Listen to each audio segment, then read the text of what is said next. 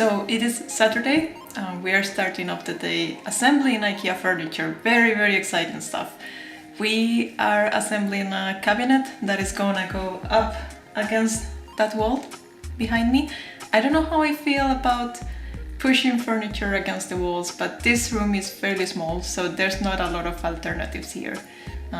Yeah, it is what it is. I already went ahead and cut these thingies, but yeah, let's do it.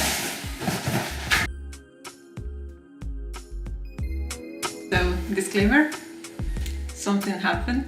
We are gonna start building the cabinet that has... The tall cabinet. I mean, they are both the same height. But if you put legs on it, it will be taller. That is the problem.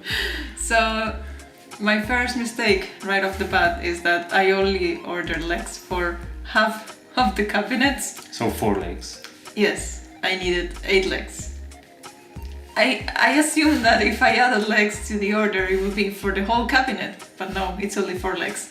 And I don't think I can be bothered to go to Ikea to buy 4 legs.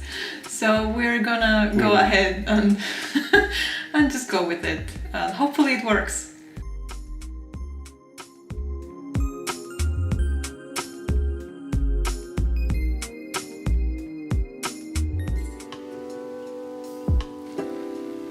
Okay, it's a different day. The cabinets are up. The room is slowly coming together. It is practically empty still. I need to go to the storage to unpack my books. That got me thinking that the only thing that I have here with me to show you is the latest pile of books that I got. So this is an improvised book haul, yay! These books I got back in May with the idea that they will last me throughout the summer. I have now read most of them, which is not so bad. Yeah, there's a lot to go through, so let's get started. Okay, the first book is Urban Aviary, written by Stephen Moss and illustrated by Marc.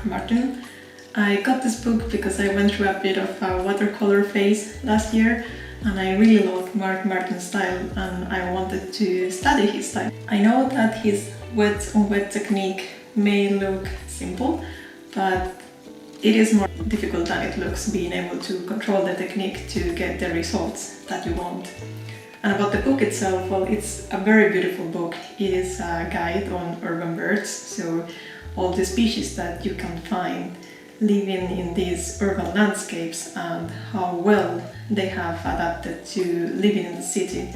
And even though by definition this is a coffee table book, which I don't know, I'm not really a fan of that term, I would say that this is a really good book in the sense that the author really manages to convey his love and appreciation for birds. And it will definitely spark your curiosity. And each species is accompanied by a little essay and some facts and some hints on how to spot these birds. So I would highly recommend it for any bird lovers out there. Okay, following in the same vein, we have the Urban Sketching Handbook by Stephanie Bauer. This little book collects different tips and tricks on best practices for sketching on the go. And even though it is mostly focused on urban settings and I am drawn to landscapes and nature more, I'm sure that most of her advice will apply regardless. I still struggle a lot with perspective, and I probably forgot everything that I learned about color theory last year. So this is a book that I will definitely refer back to. I think I will probably go back to drawing once summer is over. Like, just going through these 2 books already reminds me how much fun I had pretending that I could draw. Okay, the next book is The Cat and the City by Nick Bradley. I have already talked about this book in my previous vlogs, so if you haven't watched that, then go watch it. The short version here is that I loved it. This is a collection of stories that take place in the city of Tokyo with a vast array of characters, each with their own struggles and hopes and dreams, but it was so beautiful to see everything coming together in the end. And I would say that these stories talk about the loneliness of living in a big city, about forgiveness and relationship and so on. So I would definitely recommend this. This is a work by a debut author, so I hope this is not the last thing that we see from him. The next one is His Master's Voice by Stanislaw. I'm not pronouncing that right, I'm sorry. But unfortunately this was a bit of a fail for me. I read Solaris and I really enjoyed it 3 or 4 years ago, and I thought that I would love this as well because the synopsis is pretty similar to Solaris's premise. So we have first contact with an alien species and we have people trying to decipher a message, and overall it's like this science fiction story that is very philosophical in nature, and that's something that I love reading about. But I don't know if it was the writing style, the translation, but I read the first chapter and I knew that it was a no-go for me. I get that the main character is supposed to be unlikable, but it was way too verbose and boring, really. So maybe I will give it a try later on. But in the meantime, if you have any other recommendations by the same author, then I'm open to any suggestions. The next one is 50 Sounds by Barton. This was such a joy to read. It's a non-fiction book, a memoir by translator and author Barton, and it talks about the period of her life where she moved to Japan and she immersed herself in a new language and a new culture, and how this came to shape her personality. And it's written in a very approachable manner, but essentially it talks about the idea of how acquiring fluency in a new language and a new culture often also leads to the development of a new persona as well. And it was very refreshing to read another person's experience in the detachment that you may feel sometimes with the only identity that you have known when you grow up as a speaker of a single language. It was very interesting. I think I will always have a soft spot for linguistics and translation, but even so, if you are curious about languages or if you have lived as an expat, I would highly recommend this book. Oh, actually, almost forgot, I wrote a review about this book, so I will leave the link in the description in case you want to know more about it. Okay, the next one is Terminal Boredom by Izumi Suzuki.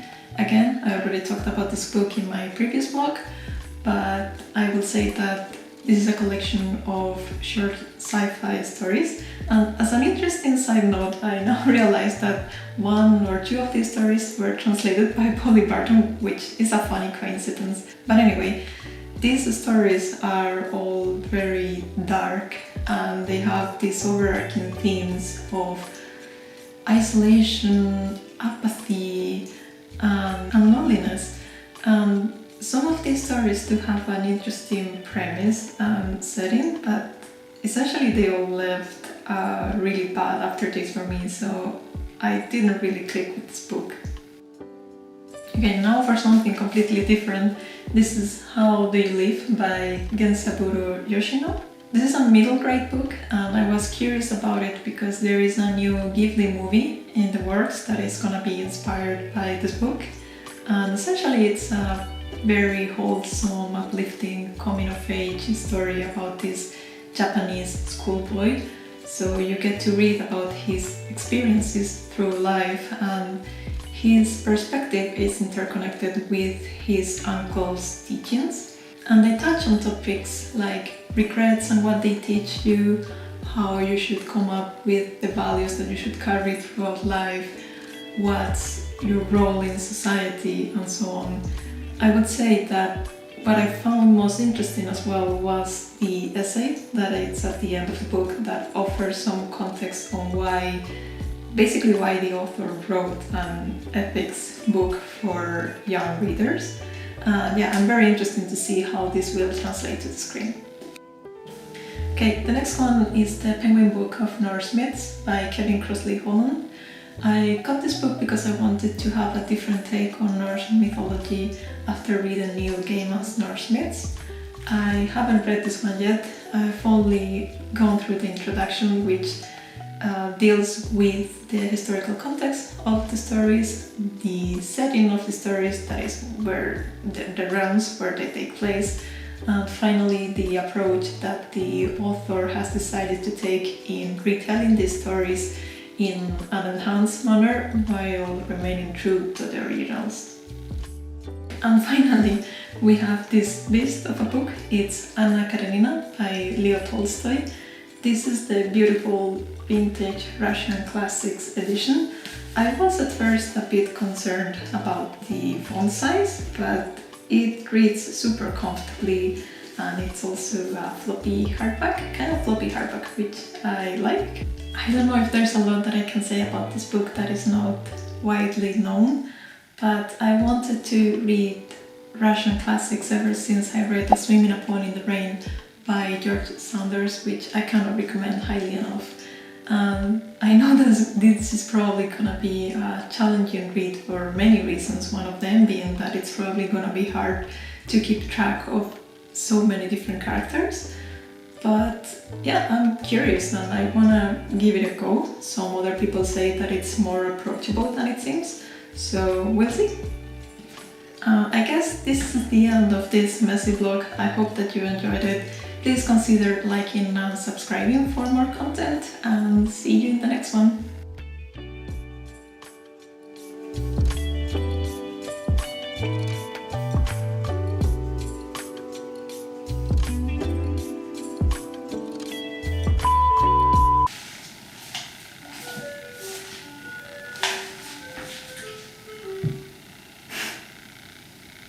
There were a couple of meltdowns, because it's Ikea furniture and it's supposed to be easy. There was one piece that was marked with a big number 1 that I chose it said one goes here. I chose to not care. not care.